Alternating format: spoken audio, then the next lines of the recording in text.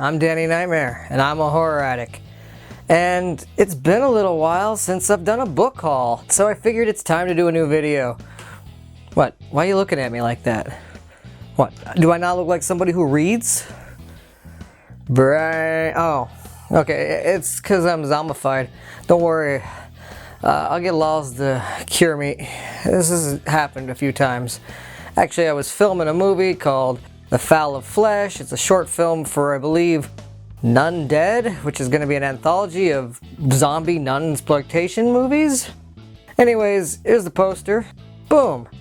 And yeah, my makeup probably looked a lot better when they first gave it to me and in the movie, but I've been wearing it all day. And then I drove all the way back from Tacoma.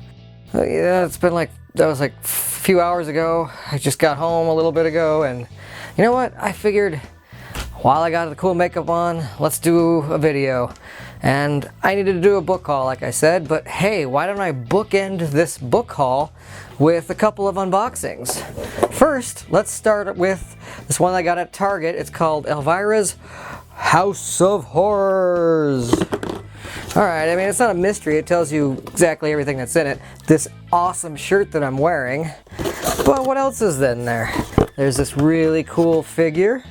Yeah, I mean, she wasn't loose when it came. There was another package that had her in there, so she was in good condition. It's just loose now, because I've already gone through this box.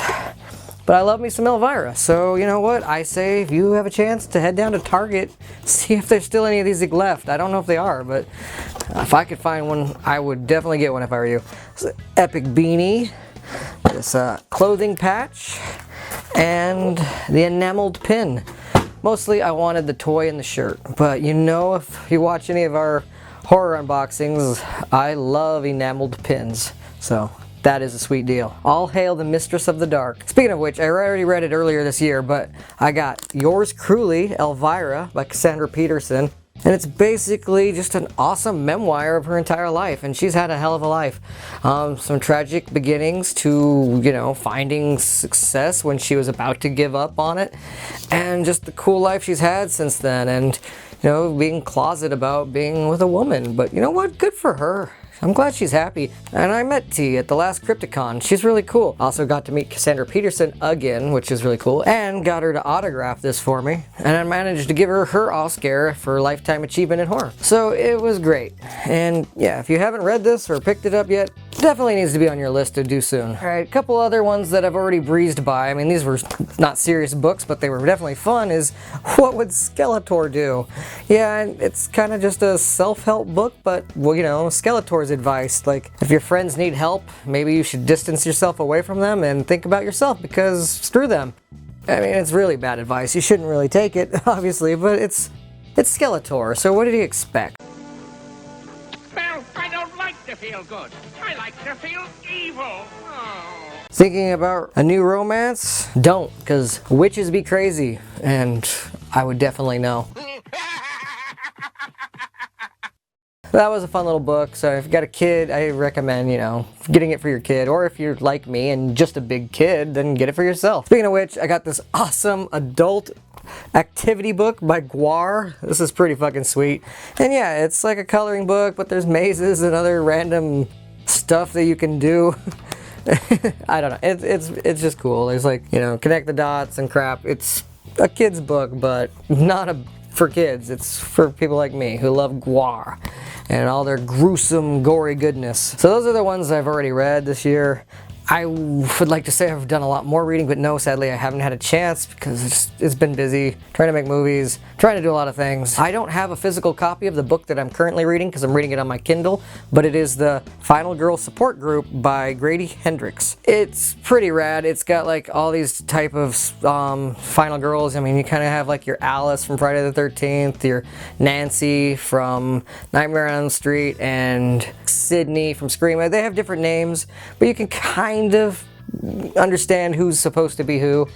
And you know, they have all these slashers and they get together for support group because they're constantly living in fear of being killed. It didn't just happen to them. Like, this all happened in the 80s, and this takes place like a good 20 years later. But this got an Oscar because you guys voted it as best horror book of 2021, so I felt like I should have to check it out. The Oscar goes to The Final Girl Support Group by Grady Hendrix. And now, some books that I haven't read yet, but I'm definitely going to soon. 2 books that just dropped in June of 2022 by my hero, Bruce Campbell. First up, we got The Cool Side of the Pillow. And he's got autobiographies. This isn't one of them. This is more like a collection of essays and tidbits and other just kind of like stories and things that mean a lot to him.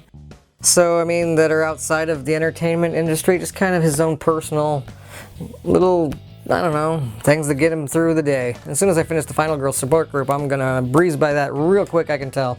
He's also got this other one. This is actually a fiction book called House Divided, about extreme right-wing veteran and a far-out hippie going out on a hike together in the Oregon desert, and, you know, they get drunk and bond and all kinds of crazy stuff. So it's just kind of a political satire from what I understand, and I don't know.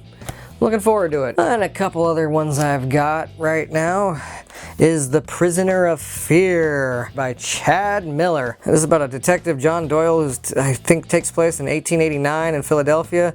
And he's taking all these cases and he's hoping to discover something supernatural. He has a debilitating fear that I guess immortal souls do not exist. But, you know, right when he's about to kind of give up on that, I guess a mysterious case does present itself. So him and his partner, Braham, go, you know, finding this supernatural mystery. I don't know. It sounds fun. I'm interested for sure. Another one I got by T.M. Hern is Forced Fracture. Now, this is also about a detective, but his life is in shambles because his wife died recently, and he's really got nothing to live for. But then, apparently his sister gets put into some sort of a coma by a serial killer, so he's just destined to like track down the serial killer. Huh? Should be a bloody good gruesome time. And last but definitely not least, I have Confessions of a Puppet Master, the Hollywood memoir of ghouls, guts, and gonzo filmmaking. Charles Band. Dude is fucking great. Charles Band is legend.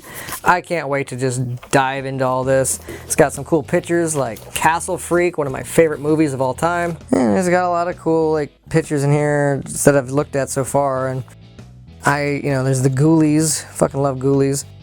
And I don't know. It's about Charles Band, so it's gonna definitely be interesting. Like, I don't even know what sick twisted things I'm gonna learn about that guy in here, but can't wait. Alright, so those are the books that I have read, am currently reading, and will be reading soon. Let me know if you've read any of them down in the comments below. Also, just let me know what you are reading, regardless if it's any of these ones. But before we go, it's time to do one last unboxing. This hulking beast is sent to me by Movie Pallet. Now, I'm not 100% sure what this is. It's the art that hides a secret. Now, what does that exactly mean? I'm not 100% sure.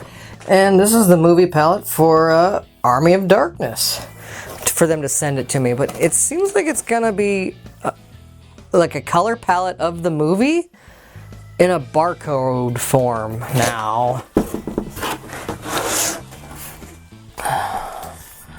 this is apparently... So this is what Army of the Darkness looks like as a movie palette. I don't know.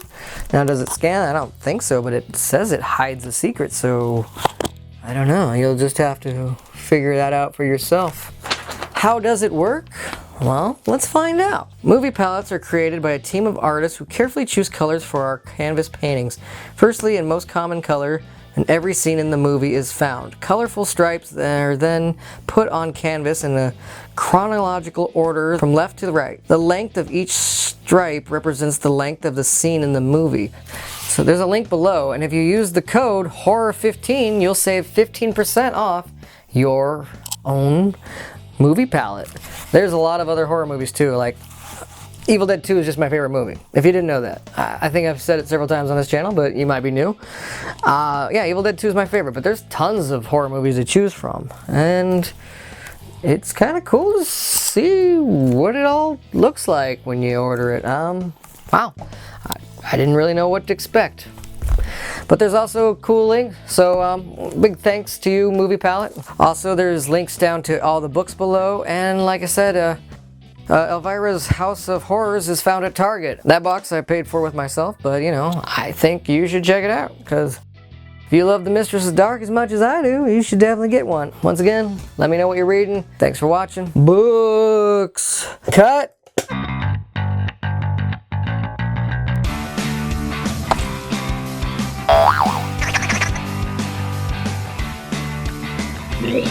Yeah.